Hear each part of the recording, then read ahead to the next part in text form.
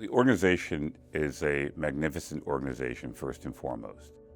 It's one of the four academies with the National Academy of Sciences, National Engineering, National Academy of Medicine in terms of its level of prestige. 20 or 30 years ago in academic centers, innovation was a side project. Starting companies was a side project. But now, thanks in part to the National Academy of Inventors, innovation is central to academics and academic scholarship.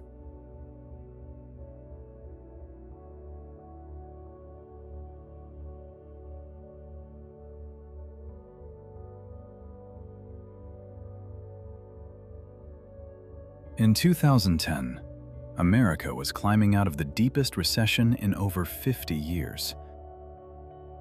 The Great Recession caused a long-term financial crisis, and for academic institutions, it triggered problems leading to severe budget cuts.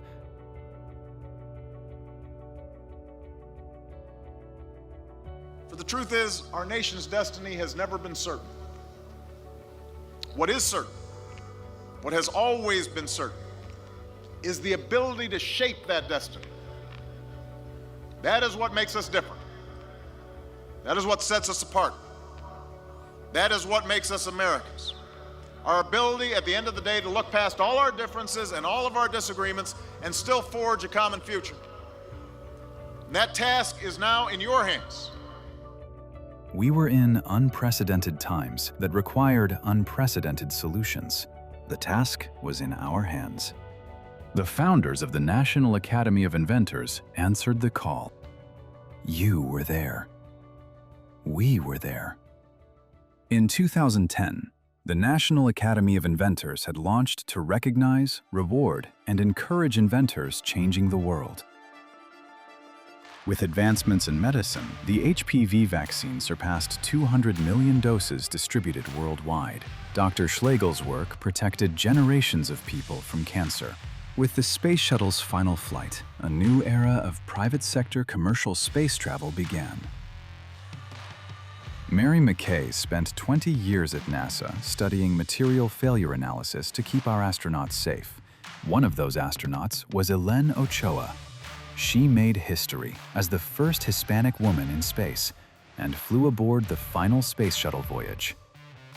After the invention of clarity, our brains would never be imaged the same way again. Dr. Diceroth's work made it possible to see an entire brain intact and in full detail for the first time ever.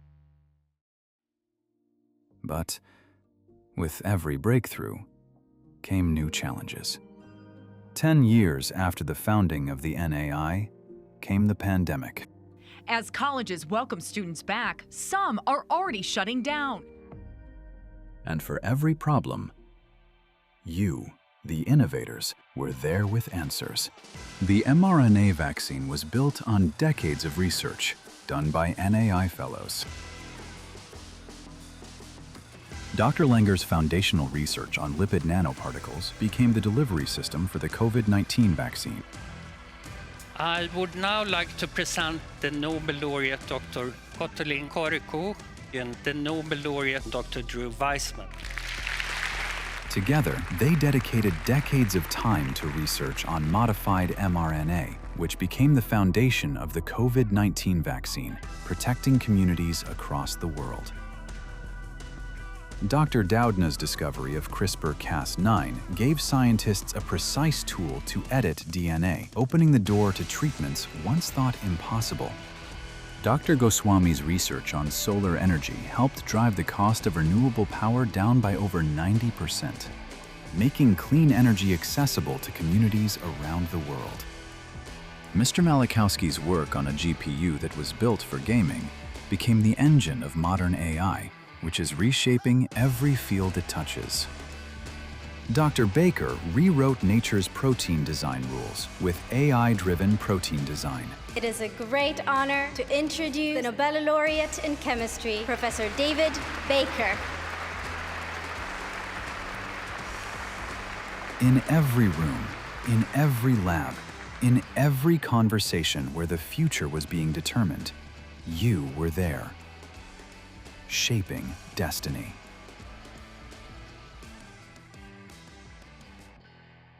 I've been involved in NEI since the very beginning, I'm happy to say. I participated in the inaugural meeting in Florida when I was the director of the U.S. Patent and Trademark Office. Absolutely love what the NEI has done and become, and the bonds that it's forged and the leadership positions that it's taken across inventors, particularly those from academic backgrounds. Starting in 2012, looking at the last 14 years, it's now recognized many individuals. I think it's been a great organization that's fostered more and more innovation and also recognition for invention. It is truly an exciting journey, starting from 2013 with my association with NAI to where we are today.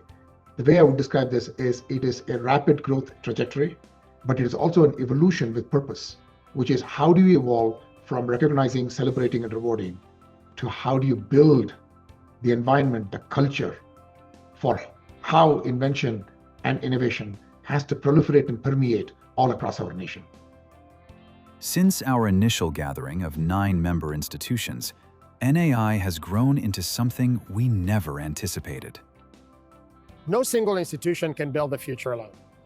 The U.S. has built a research ecosystem that relies on the strong intersections between universities, government investment, and industry. The National Academy of Inventors sends a powerful message that invention matters. At Georgia Tech, we create technology not for technology's sake, but to improve the human condition. The growth of the NAI community creates a unique opportunity to grow and leverage a network of incredibly smart and capable people to support emerging innovators, whether by leaning in to support inventor-friendly policies at their institutions, making their deep knowledge and experience accessible to more junior colleagues as mentors and advisors, or participating directly in moving ideas forward themselves. The key asset and unique capability of NAI lies in its network of fellows.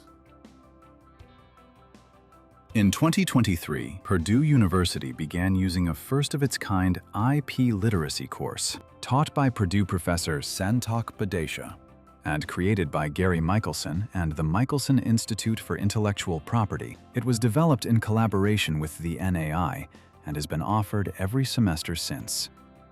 I firmly believe that innovations are the key to our sustainable future. And those innovators that are coming up with inventions and innovations for a sustainable future, they need to be supported. And that is where NAI becomes very important. I think a lot of people imagine innovation as something that starts in a lab or a big company. But for me, it started with a simple question. That question led me to start building my own solution. Being part of the National Academy of Inventors has completely changed how I see that idea. Before, it was just a project. Now it feels like something that could actually become a real solution. Something that could make an impact beyond just a competition. Since that first gathering, we have reached 50,000 students. We now have over 2,250 fellows that collectively hold more than 86,000 patents. These fellows have generated more than 20,000 licensed technologies, over 4,000 new companies, over 1.4 million jobs, and over $3.8 trillion in economic impact. Our NAI Fellows represent more than 300 universities and nonprofit research institutes worldwide. Our member institutions span across 49 states and 22 countries. They represent the most research-intensive universities in the nation and the world. We don't have national security. We don't have economic leadership. We don't have global leadership without innovation, and we don't have innovation without strong and effective intellectual property, which is exactly what NAI is dedicated to supporting. Long before other countries started having a National Academy of Inventors, we started it here, and we became the home of invention. And so all these institutions across the world are now talking about innovation as being an important part. But we have actually created an academy centered on innovation. That is 15 years. That is destiny.